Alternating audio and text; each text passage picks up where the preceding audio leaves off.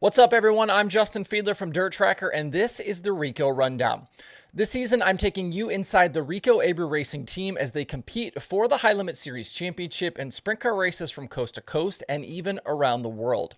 At this moment in early May, the Kubota High Limit teams are ramping up for a very busy month with 12 races on the schedule over the next 4 weeks. Rico and the 24 squad are in the Midwest at Lakeside, 34, Tri-City, and Kokomo until the middle of the month, and then it's a trip to New York and Pennsylvania before coming back to Lawrenceburg. Heading to Lakeside, Rico is up to 7th in the High Limit Championship, and through 17 races this season has a win, 5 top 5s, and 12 top 10s. And after the High Limit show at Lakeside in 2023, where Rico was leading late but didn't win, there is unfinished business there. Before this busy stretch gets going, I got to take some time with RAR car chief Zach Middlebrooks and talk about his role on the team. On this episode of The Rundown, you'll get to check out our conversation. He chats with me about his history with Rico, what race days and race weeks look like, working for a legend like Ricky Warner, and much more. I hope you guys enjoy it.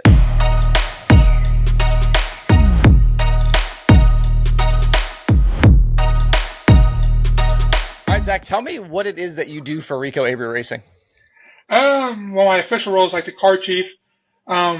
But so I do all the car maintenance stuff. Rick does the motors, Brady does tires.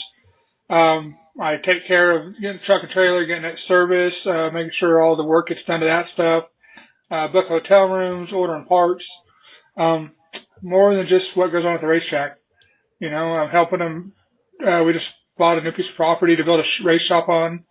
Helping them do a little bit of stuff on that. So, it's a lot of things going on, not just the race car stuff. How long have you worked for Rico? Since 2020. Started January 2020. Did you work for any sprint car teams before that?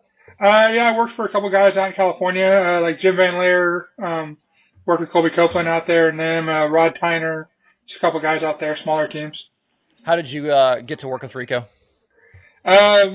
So Trophy Cup of 2019, Jack was running their second car, and he wrecked in the qualifier and still made the main and knocked the rear end out. And the guys I was working for, we were already done for the weekend.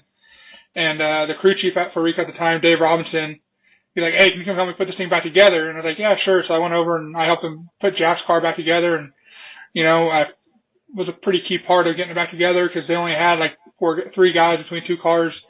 And so we got them back together and went out, ran the night or whatever. And then they were looking for somebody going to 2020. And I've known Dave Robinson a long time. And he told Rico, so that's the guy we need to get. So they called me and went and talked to him at it was a Placerville USAC race, and talked to Rico and Dave and the other guy that was here, Shane, and we talked and made a plan to start in January. What was your view of Rico before you went to work for him? He was a gaffer. Did you know him before? I talked to him a little bit because Rod and Silva, Paul, are really close friends. So if I had to go to races with Rod, we'd go by and talk to them guys. And I went to a couple of Rico's birthday parties with Rod, stuff like that. So I knew Rico. I didn't know him well. But as far as a race car driver, I thought he was, just a gasser. Somebody who's going to stand on the gas, might tear some stuff up. It's going to be exciting to watch. So I was happy to go to work for him. So as somebody who's been around Rico for as long as you have, and obviously here the last, year or two, things have really kind of ramped up. How have you seen him grow as a driver here in the last 4 or 5 years? There's a couple things. The biggest thing is as far as when it comes to the race team and the way stuff's running and stuff like that, he's kind of let me and Rick kind of take care of that, and him not have to worry about ordering the parts and the rig and all that kind of stuff. He's kind of been able to concentrate just on his racing. And then I feel like he's learned, with Rick here, he's started racing a lot smarter. Rick really explains to him, they break down film a lot and explains to him, what he needs to do here, what he's doing there. And, like when your car is just a fifth place car, you just got to run fifth, you can't, I feel like the old Rico would push really hard to, try to get something more out of it. And I feel like Rico of now is just races a lot smarter and just takes what he has and works with it and becomes a lot more patient. You mentioned Ricky Warner there. Obviously, Ricky, been around here the last year and a half or so as well. Like, when you first hear that he's going to come be the crew chief, like how did you feel about that? And how has it gone, now that you've gotten to work with Ricky here for a little bit? Well, when in 2021, we went through, Paul started here with us, and then we had Scotty Martin come in, and then it was just me and Rico at the end. And like we're kind of going to the off season. Our plans was just going to be me and Rico. We're going to pick up another crew guy.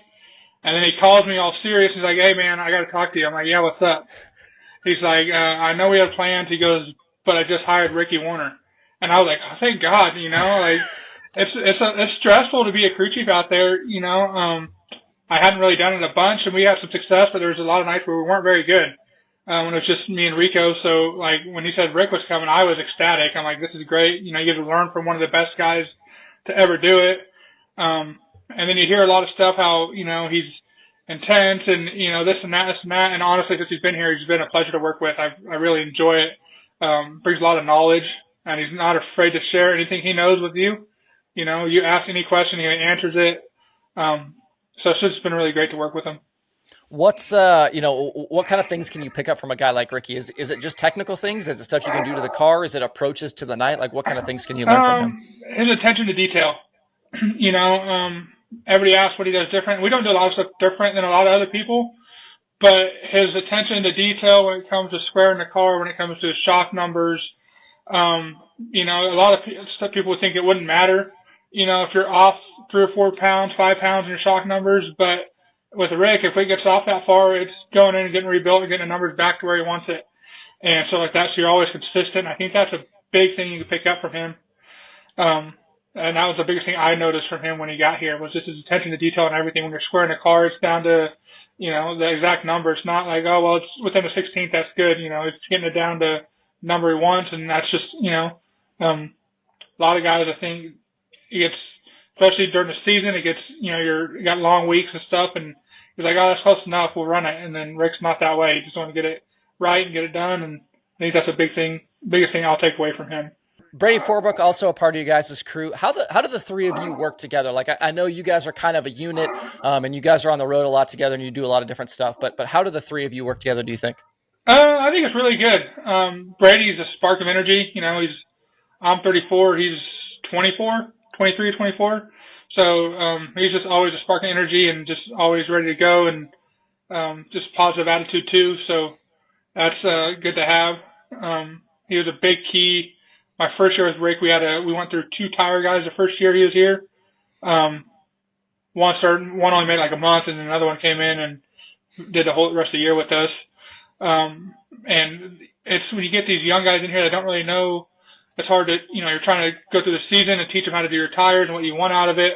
And you get somebody like Brady that comes in here, like he knows, he's growing up in this, he knows the tire stuff, he knows how important it is. So you don't have to, Rick just tell him I want, between here and there, and Brady goes and gets the tires figured out and knows what chalk marks to do. So I don't have to babysit him. Rick don't have to babysit him. So it allows us all to focus on what we have to do on the car and not have to worry about what he's doing or, stuff like that. So it's just, he's really just helped bring us all together as a good group. Say you guys race tomorrow night. You got Lakeside coming up next. What do you have to do in between 81 and Lakeside? Well, we go to the car wash after 81. Straight to the car wash, get it washed that night. Get back to the hotel, get some sleep, and we'll get up on Thursday morning. Rick will run his motor maintenance really quick. Brady will get the trailer kind of cleaned out a little bit and get the next motor out. We're going to change motors again for Lakeside. Put the big track motor or big motor back in for the big track. So we'll get the motor changed really quick, and then we'll roll the car back out, and I'll just start doing my maintenance, servicing the bars, torque tube, drive line, change the gear, stuff like that. When Brady does his tire maintenance, and Rick gets the motor all buttoned up, the radiator in, fuel lines hooked up, and all that kind of stuff, and then get the body put on it and put it back in the trailer. Hopefully on Thursday we'll be done with it. What does a normal race night look for you? Do you have like certain areas of the car that you focus on, or are you just kind of taking keys from Rick? Like, what do you do through the course of a race night just yourself? Just kind of taking keys from Rick. When you get to the track as a car guy, I feel like your job's pretty easy unless you're not very good, and then you're changing a lot of stuff. At the track, Brady changes a lot of tires and stagger and wheel offset, stuff like that, and spacing all the time. For me, it's just getting shocks on off the car for Rick for when he wants to change the valving on him, change a bar for him, we change gears quite a bit, so change the gears a couple times through the night, but I don't really just keep the car clean, try to keep it clean and looking good for the sponsors and stuff like that. Are you in on those conversations when, when Rico comes off a track and he's giving feedback? Are you in those conversations with Rick, trying to hear kind of what's going on, and so you can learn and maybe anticipate those things that you need to do? Yeah, it's normally all four of us, with Rick, Brady, Rico, and then we talk, and then Rick will ask us what we think, and then we'll tell him what we think, and what if we do this, and Rick will be like, well, let's do this, and it's all kind of a group effort into kind of figuring out what to do. Rick relies on me a little bit because I've been with Rico for this is my 5th year now, so I just kind of what he likes out of the race car. But we're all in it together, so there's no, he's always asking me what if I think we need to change the gear, if we need to do this. He asked Brady, if he thinks we need to change stagger, need to go up and down in air. It's just kind of a whole group effort. So, yeah, we're all involved in it about what's going on. How do you watch a race? Where do you watch a race? What are the things that you're looking for when you're in the infield or maybe heat races, things like that? That's one of the hardest things at the track. Some of these places, being a crew guy, you're not able to just go get a seat and just sit there and watch the race. So when you come up, maybe you see just, one corner, or one end of the racetrack, you just see 3 and 4, just 1 and 2. And, if you're in the infield, usually you see a lot, like for me, I prefer sitting in the infield. I feel like you see the car a lot better. Just looking at what his hands are doing, what the front wheels are doing, what the angle of the car is going down the straightaway and getting into the corner, stuff like that. And it's hard to find a spot, to watch. It's really difficult. Favorite race win? All-Star race in 2021. Which one? Which one was it? That was 2020, huh? Yeah, the one at Eldora. It was just me and Rico. So we won there, and we won at Attica, I think. Yeah. So those two, just because it was kind of my first time being out on my own. We flew a tire guy in, and we just kind of went out and kind of, I don't know, it's just kind of in my heart, something that I felt like, I could do it, or be competitive out there. So that kind of means something to me. I'll let you go. What is the goal? Do you want to be the next Ricky Warner, or are you looking to run your own deal? What do you think? Right now I'm just happy with being with Rico, him and his family, and they're really good to me, and I really like working for him. So it's just, as long as he's here, I'll be here in whatever capacity, he needs me to be in here at, whether it's being the car chief or eventually, if Rick decides he wants to retire and he wants me to take over as a crew chief. Just kind of right now, that's to stay with him, he takes really good care of me. And it's just a great guy to work for. The family is, and, Megan and Gus, and they're just really enjoyable to be around and work with. So, for now, that's just my goal, is to stay with Rico. Probably just do this at least until he's done racing. And after that, I'll figure it out, not too stressed about it. Big thanks to Zach for the time, and I hope you guys enjoyed that chat. If you are into welding and metal fabrication, make sure you check out ArcZone. They have a full line of welding and metal fab tools and equipment in stock and ready to ship anywhere worldwide. They've been around for more than 25 years, supplying businesses and race teams like Rico Abreu Racing with everything they need to get the job done. Check them out at arc-zone.com. With the Kubota High Limit schedule about to pop off, make sure to check out highlimitracing.com to see where they will be racing near you and to get tickets to attend.